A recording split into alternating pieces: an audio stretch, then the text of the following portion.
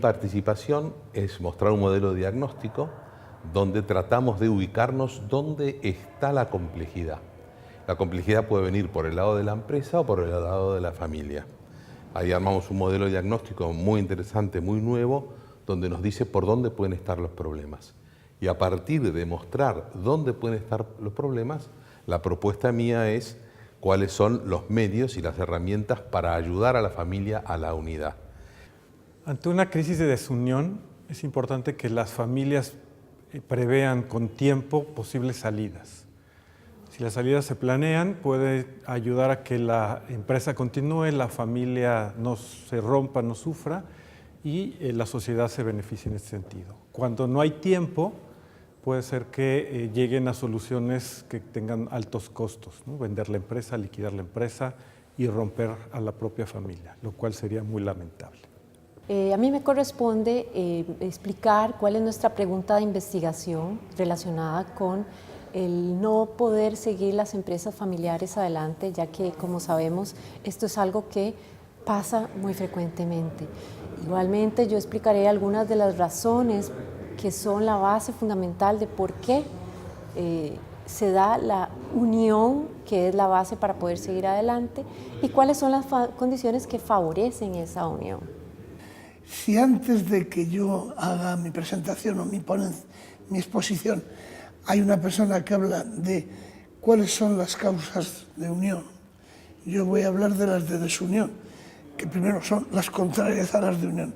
Pero en el caso de la empresa familiar hay algo adicional, es la ignorancia, porque hay muchas veces que los que actúan en la empresa familiar no tienen los conocimientos que hay que tener. Y esta es una de las causas de desunión. Otra es lo que podríamos decir la maldicia o la astucia. Hay miembros de las familias que no son tan buenos como deberían ser y pretenden la división para quedarse con mayor parte o con un trozo más grande o con el mejor.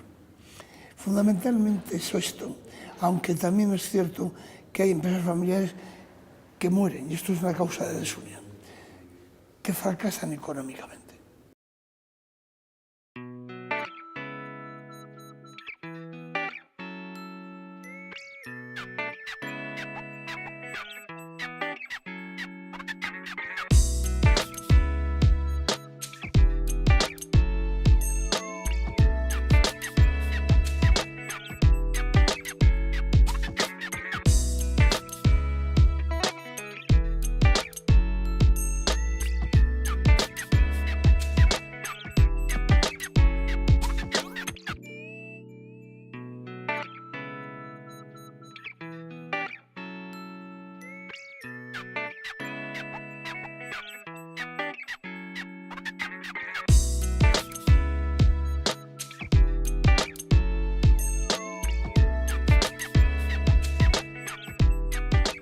Bienvenidos todos a este segundo debate sobre la temática de la empresa familiar que emprendemos en este curso. Lo hacemos también como el primero de la mano de IES, Business School. No hay nada que explicar sobre esta escuela de negocios, una de las más prestigiosas del mundo desde hace ya muchísimos años. Contamos con 4 de los 5 principales responsables de un proyecto de investigación que es el que ha generado la mesa de debate que tenemos a continuación. Es un proyecto de investigación que han llevado a cabo desde una serie de instituciones académicas muy relevantes a nivel internacional a lo largo de los 2 últimos años y que intentaremos desbrozar para obtener las conclusiones más relevantes. Se trata obviamente de estudiar la mejora de la viabilidad de las empresas familiares. No hará falta que les explique que las empresas familiares son, y no es una frase mía, sino de una personalidad muy conocida, la canciller alemana, Angela Merkel, la columna vertebral de la economía. En España, hasta hace relativamente poco, no teníamos datos macroeconómicos.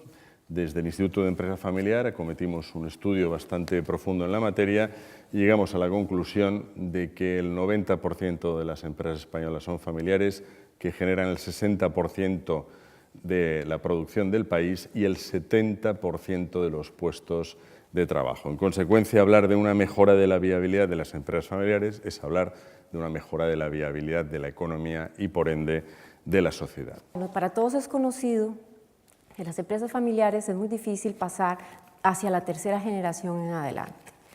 Por tal razón, y el hecho de que durante los últimos más de 30 años se ha estado haciendo importante investigación tratando de conocer más las características de las empresas familiares y de las familias y tratar de ver cómo poder mejorar y desarrollarlas, nosotros nos hemos propuesto una investigación que trata de respondernos la pregunta, vamos a ver, perdona. ¿Cómo preparar a la empresa y a la familia con suficiente anticipación para que la implementación de una salida a una posible situación de desunión sea de manera exitosa o que una futura situación de desunión duela lo menos posible para la empresa y para la familia? En este contexto, nosotros valoramos que es exitoso si la familia sufre lo menos posible desde el punto de vista afectivo y desde el punto de vista económico. Y la empresa continúa no perdiendo la competitividad que pueda tener en ese momento. Es importante también pensar que sería un mal logro, por tanto, si no se es posible que continúe la unión familiar o bien que la empresa no pueda continuar como tal. En los proyectos de investigación que hemos desarrollado ha surgido además 3 nuevas, vamos a decir, razones de desunión.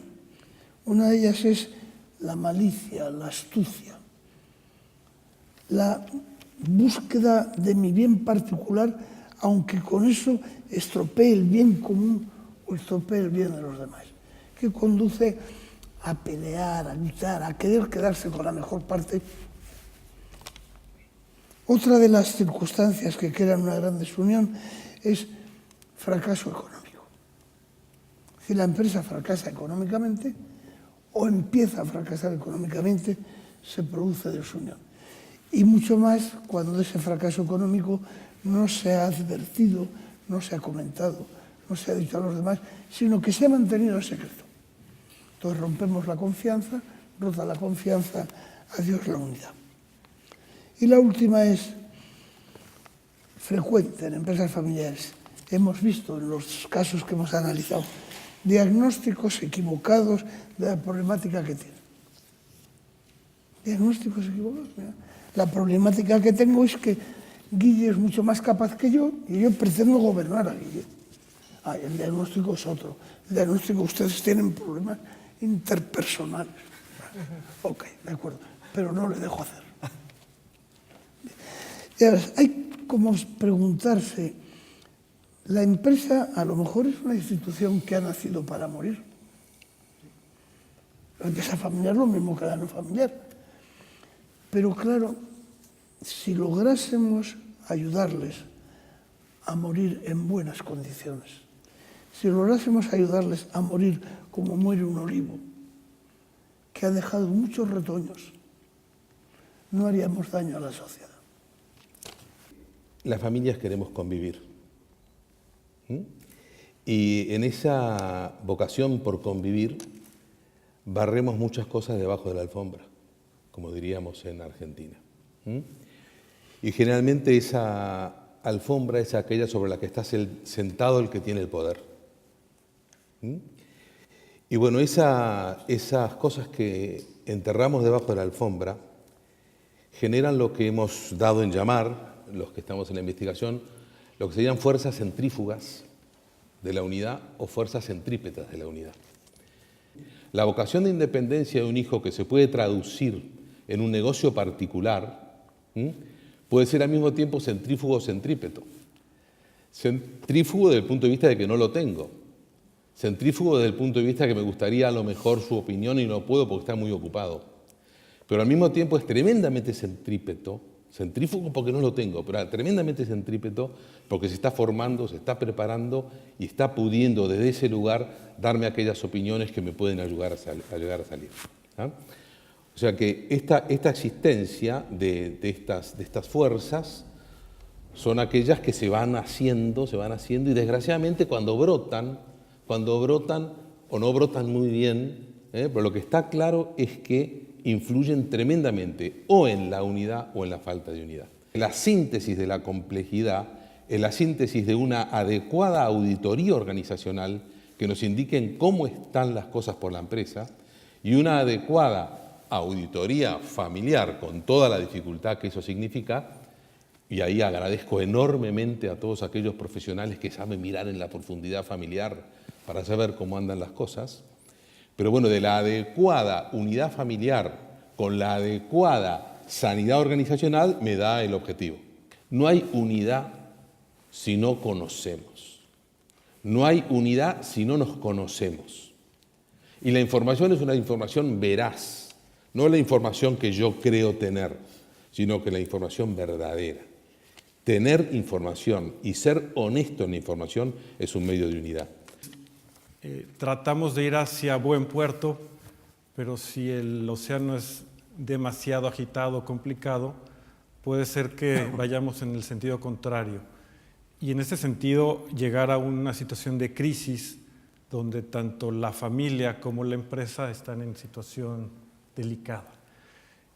Consideramos que en estos casos que nunca quisiéramos llegar, pero siempre es conveniente planteárselo y sobre todo con tiempo prepararlo, en el sentido de que son cosas que requieren de mucho pensamiento, meditación, apoyo, ayuda, profesionalidad, reconocer dónde está uno, que puede ser a veces complicado. Siempre con el objetivo, si se llega a esta crisis, si hay que plantearse una salida, pues que se trate de que la empresa continúe, primeramente. Y por supuesto, un bien muy importante, la familia no se rompa, ¿no? Las relaciones puedan continuar. Y de la mano con la responsabilidad que tiene la empresa con su entorno, ¿no? La comunidad de personas que le integran, stakeholders y en general la sociedad. En caso de dudas, de discrepancia, ¿qué va primero, la empresa o la familia?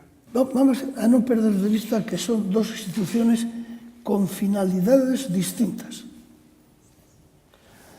Exagerando, la familia crea felicidad, exagerando, la empresa crea riqueza, la empresa de negocio. Es una exageración. Ya sabemos todos que la familia, además de crear felicidad, etc., son dos instituciones distintas. Entonces, evidentemente pueden colaborar entre ellas para conseguir sus fines. Esta empresa puede ayudar a que yo consiga los fines de mi familia y mi familia puede ayudar a que esta empresa consiga sus fines. Entonces, ¿qué es primero, una cosa u otra? Vamos primero a distinguir. Entonces podemos decir, mira, si yo al ayudar a esta institución le hago un bien menor que el daño o de menor categoría que el daño que le hago a esta otra, esta está por delante, ¿eh?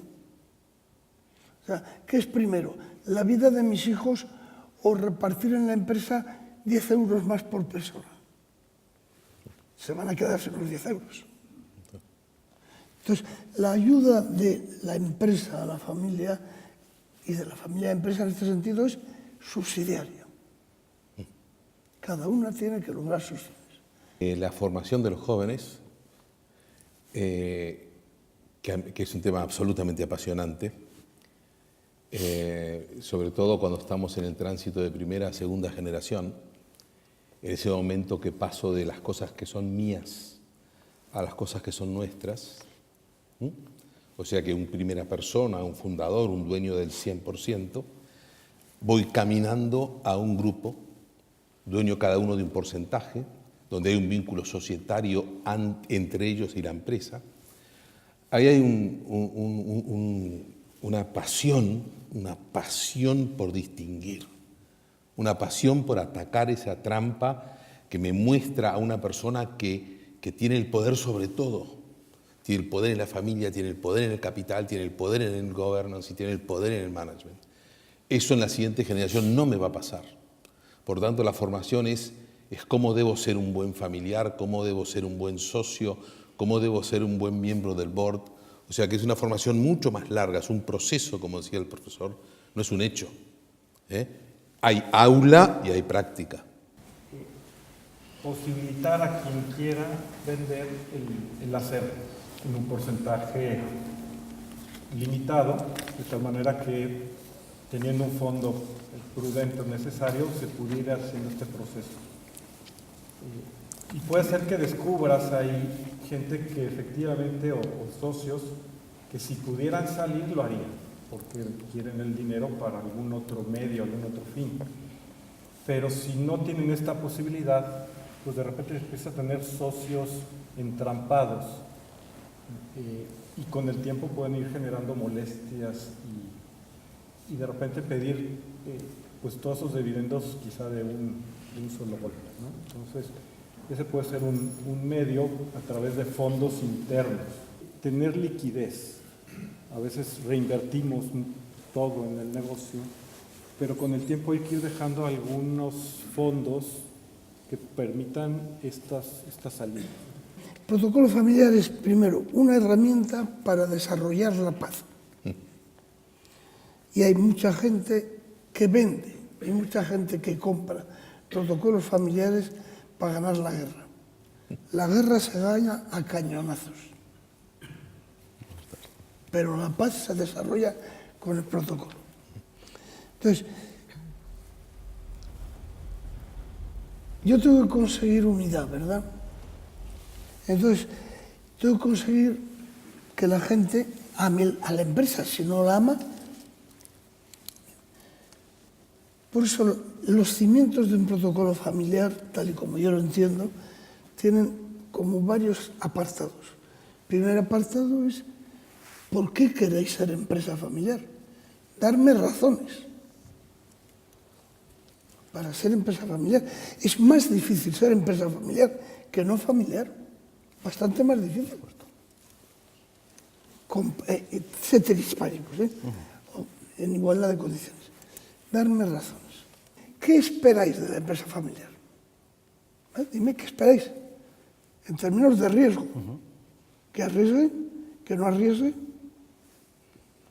En términos de dividendos. ¿Que los haya? ¿Que no los haya? En términos de diversificación. Mucha, poca. No es obligatorio diversificar. La mayoría de las veces es bueno, pero otras veces no. ¿Qué esperáis de la empresa familiar? O viene otra parte del protocolo que son las reglas para desarrollar la confianza, que sin confianza no hay quien conviva.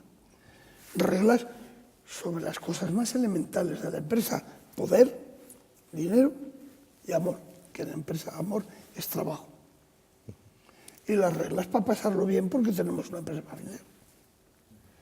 Bueno, entonces, ese tipo de protocolo, que es el que entiendo por protocolo, no es el que tienen las empresas. Este tipo de protocolo, el que lo tenga, lo querrá tener siempre. Algunas lo tienen. Algunas lo tienen y tú las conoces. Sí. El que lo tiene, lo quiere tener y lo renueva cada año, cada 2 años, cada 5. Lo más importante del protocolo es el proceso. El proceso por el cual una familia tiene la capacidad de desgranar un problema potencial y tratar de encontrarle una solución a aquel problema potencial. Lo más importante es la familia alrededor de una mesa hablando de cómo resolverían los problemas, porque ese es el aprendizaje valioso. Pero cuando se presente el problema, no se va a presentar como lo pensamos a nivel laboratorio y probablemente aquella norma, cuando la tengamos que aplicar, es lo suficientemente fría que sería como agarrar la herramienta y golpearlo en la cabeza con la herramienta. Y en vez de resolver el problema, lo estamos matando.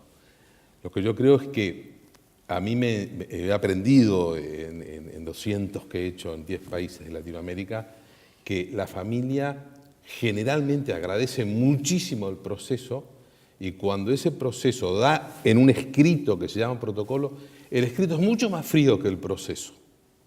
El escrito es frío, es esto. La vida no es fría. La vida nos pide proceso. La vida nos pide que cuando se nos presente el problema tengamos la prudencia de ver si aquella norma que escribimos es exactamente la utilizable hoy. Los ordenamientos jurídicos de los distintos países, que seguro que aquí además se dan, es decir, una realidad absolutamente plural de ordenamientos jurídicos, favorecen, perjudican, ayudan al desarrollo de la empresa familiar o les trae sin cuidado. Mira, la persona que yo conozco como mejor investigadora de historia de empresa que yo conozco es Paloma Fernández, de la Universidad de aquí de Barcelona. Paloma, a mí me parece que ha demostrado con claridad que los ordenamientos jurídicos influyen mucho en la creación y el desarrollo de empresas. Ella estudió la situación de Inglaterra durante 3 siglos y cada vez que el ordenamiento jurídico, yo ahora de memoria no recuerdo por dónde iba, se desarrollaban mucho más las empresas. Entonces, esto, por ejemplo, tú tienes en México la posibilidad de trabajar con los fideicomisos. Los fideicomisos son una herramienta extraordinariamente ágil para poder excluir de la empresa a algunas personas propietarias o para, al contrario, fortalecer. En México se nos están desarrollando grupos empresariales de un tremendo poder y de una extraordinaria duración. Nosotros no tenemos el TRAS, sabes que soy ingeniero, no tenemos el TRAS. Los países donde es posible trabajar con el TRAS se desarrollan mejor las empresas familiares, ninguna duda. Nosotros tenemos la legítima. La legítima es contraria en términos generales a un buen desarrollo de una empresa familiar. La legítima, si yo tengo 5 hijos y 5 vacas, doy una vaca a cada uno, ¿me entiendes, no? Pero cuando tengo una empresa, la legítima puede destrozar la empresa. No hay ninguna duda. Como si fuéramos capaces, yo no que soy ingeniero, vosotros los abogados, si entre todos fuéramos capaces de mejorar la ley de sociedades de capital.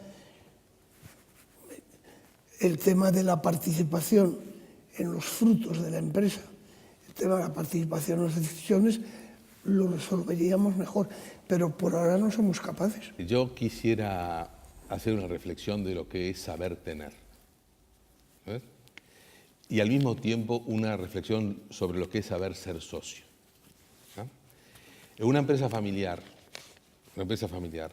lo que a mí me asegura la continuidad, me guste o no me guste, es quien tiene la mayoría en el capital. Pero desde el punto de vista humano eso no importa nada. Si a mí me toca ser el hermano que tengo el 70% y tengo un hermano que tiene el 30% y es mi socio, a él le pagaré dividendo. Porque eso es saber ser socio. ¿Ves? ¿Cuándo temo regulaciones vinculadas con el dividendo? Cuando alguien me tiene que decir cómo es ser socio. ¿Ves? Pero un buen socio a su socio minoritario le paga un dividendo justo. ¿Ves? ¿Ah? ¿Okay? Entonces, yo he visto y he estado en entornos donde jurídicamente existen cláusulas parecidas y donde he visto preocupación. He visto preocupación cuando quien tiene el poder es tiránico. Y acá se hace lo que yo digo porque yo tengo el poder. ¿No está?